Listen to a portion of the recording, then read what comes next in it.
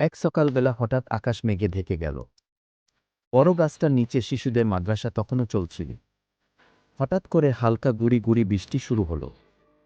সব শিশুরা আনন্দে চিৎকার করে উঠল, বৃষ্টি বৃষ্টি! কেউ ছুটে গিয়ে ছাতা নিয়ে এল, কেউ আবার হাত বাড়িয়ে বৃষ্টির ফোঁটা ছুঁয়ে দেয়। ইমাম সাহেব হেসে বললেন, তোমরা জানো, বৃষ্টি শুধু আকাশ থেকে পড়া পানি নয়, এটা আল্লাহর রহমত।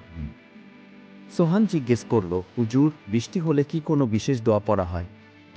ইমাম সাহেব উত্তর দিলেন, হ্যাঁ, নবী শাহ বলতেন, আল্লাহুম্মা সাইজিবান নাকিয়ান, যার অর্থ, হে আল্লাহ, এই বৃষ্টিকে উপকারী করো। সব শিশুরা একসাথে দোয়াটি বলতে শুরু করল। এক পাশে বৃষ্টি ঝরছে, আর অন্য পাশে ছোট ছোট কণ্ঠে আল্লাহর প্রশংসা ধ্বনিত হচ্ছে।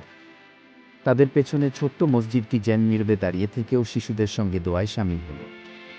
যখন বৃষ্টি থেমে গেল, রোদ ঝলমলে আলো ছড়িয়ে পড়ল চারদিকে। শিশুদের মুখে তখন খুশির ঝলক। ইমাম সাহেব বললেন, আজ আমরা শুধু বৃষ্টি পাইনি, পেয়েছি আল্লাহর রহমত।